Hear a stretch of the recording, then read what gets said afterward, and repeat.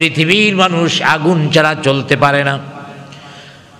আল্লাহ পাক বললেন, হ্যাঁ ফেরেশতা, দুনিয়াতে মানুষ বসবাস করবে, অতএব দুনিয়ার মানুষের আগুন লাগবে। জাহান্নাম থেকে কিছু আগুন দুনিয়ার মধ্যে পৌঁছায় দাও।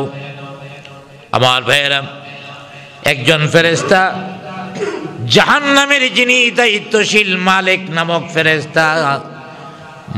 নামক ফেরেশতার কাছে যায় বললেন, হে মালিক, আল্লাহ পাক বলেছেন জাহান্নাম থেকে কিছু আগুন নেওয়ার জন্যে, অতএব দুনিয়ার মানুষের জন্য জাহান্নামের আগুন থেকে কিছু আগুন নিয়ে দিব। তারা এই আগুন দিয়া বিভিন্ন ধরনের কাজকর্ম করবে। জাহান্নামের দারোগা মালিক বললেন, ঠিক আছে, জাহান্নাম থেকে আগুন নিবা, আমার কোনো আপত্তি নাই, তবে কতটুকু নিবা, কি পরিমাণ নিবা? জুড়ে বলি সুবহানাল্লাহ। পরিমাণটা কি হবে? হযরতে আল্লাহর পাঠানো ফেরেশতা বললেন, হে মালিক, পরিমাণ কতটুকু হবে এটা তো আমি জানি না, আল্লাহর কাছ থেকে জিজ্ঞাসা করে আসি আমি কতটুকু লাগবে। আবার আল্লাহর কাছে গেলেন, আল্লাহর কাছে যে জিজ্ঞেস করলেন, আল্লাহ, আগুন যে জাহান্নাম থেকে নিতে বলেছ, কি পরিমাণ আগুন নিব তুমি একটু বলে দাও, অন্যথায় কিভাবে আগুন নিব, কতটুকু আগুন নিব? কারণ জাহান্নামের দারোগা মালিক বললেন, আগুন যে নিবা, কতটুকু আগুন নিবা? প্রথম ফেরেশতা আন্দাজ করে বলেছিলেন, এক জর্রা পরিমাণ আগুন দিয়া দাও। যেহেতু আগুন জাহান্নামের আগুনের পাওয়ার বেশি, মালিক দারোগাই বলেছে জাহান্নাম থেকে আগুন নিলে এই আগুন পৃথিবী সামাল দিতে পারবে না, সারা পৃথিবী লণ্ডভণ্ড হয়ে যাবে। আবার ফেরেশতা বললেন, এক জর্রা পরিমাণ দাও।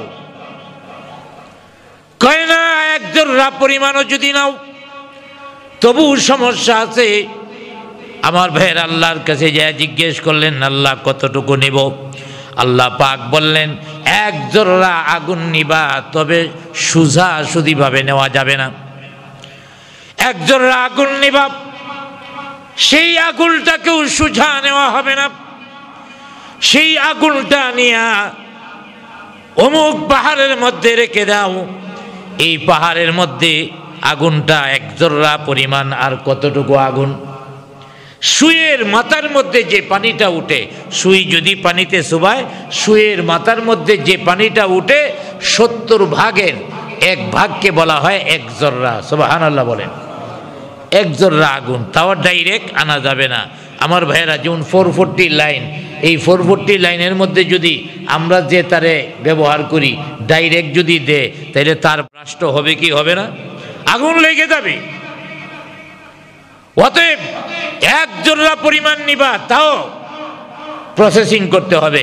যেমন আমরা ট্রান্সমিটারের পরে বিদ্যুৎ আনা হয়েছে, এই বিদ্যুৎটা আবার তার দিয়া টানানো হয়েছে। এই তারের মূল তার কিন্তু উপরেরটা আমরা যে দেখি, এটা কিন্তু মূল তার না, ভিতরে যে কয়েলটা থাকে ওইটার মাধ্যমে বিদ্যুৎ সঞ্চালিত হয়। আর উপরে প্লাস্টিকের কভার দেওয়া হয় নিরাপত্তার জন্যে। এখন কেউ যদি বাড়ি করে, এমন প্লাস্টিকের তারটা উপর দিয়ে দেয় নাই, শুধু কয়েল দিয়ে যদি লাইন টানায়, বিদ্যুৎ আসবে, কিন্তু এই বাড়িতে কেউ যাইবনি ভাড়া নেওয়ার লাগিয়া। কইবে ওখানে দুর্ঘটনা যে কোনো সময় ঘটবে। আবার ভাইয়ারা, আল্লাহ পাক বললেন, এক জর্রা পরিমাণ আগুন নিয়ে যাবা, ডাইরেক্ট নেওয়া যাবে না, প্রসেসিং করতে হবে। দুনিয়ার কয়েলের উপরে যেমন প্লাস্টিকের তার দিয়া আবরণ দেওয়া হয়, প্যাকেট করা হয়, তেমনি ভাবে এটাকেও শক্তি কমাতে হবে। কিভাবে কমাবা? অমুক পাহাড়ের চূড়ার মধ্যে আগুনটা রাইখা দাও। আগুনটা একটা পাহাড়ের উপরে রেখে দেওয়া হলো।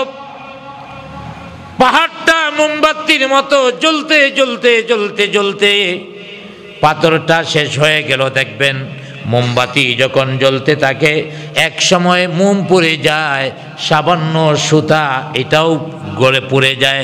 তারপরে ওই পানিটা একত্রিত হয়ে একটা পয়সার মতো হয়ে যায়। ঠিক কিনা জোরে বলেন? মোমবাতিটা একটা পয়সার মতো সর্বশেষ হয়ে যায়। আমার ভাইয়েরা, পাহাড়ের চূড়ার মধ্যে যখন জাহান্নামের এক জর্রা পরিমাণ আগুন রাখা হলো, পাহাড়টা পড়তে পড়তে পানি হয়ে এক সময় পয়সার মতো হলো। আল্লাহ পাক বললেন, এটাও দুনিয়াবাসীর জন্য নিরাপদ নয়, এটাকে জান্নাতের পানি দিয়া যায়, জান্নাতের নদীর পানি দিয়া 7 বার দৌত করবা, তারপরে দুনিয়াতে নিয়ে যাইবা। জুড়ে বলি সুবহানাল্লাহ। জান্নাতের পানি তো এমনি আগুন নিভায় দেয়, অতএব জান্নাতের পানিতে সুবানির কারণে এটার পাওয়ার কমে গেছে।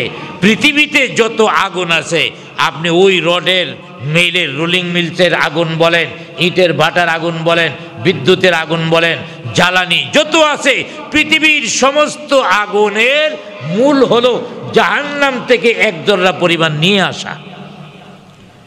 এই দুনিয়ার আগুন আমরা সামাল দিতে পারি না, তাইলে আখেরাতে যে জাহান্নামের আগুন পুরাটা রয়ে গেছে ওখানে, এই জাহান্নামের আগুন কি করে সহ্য করব?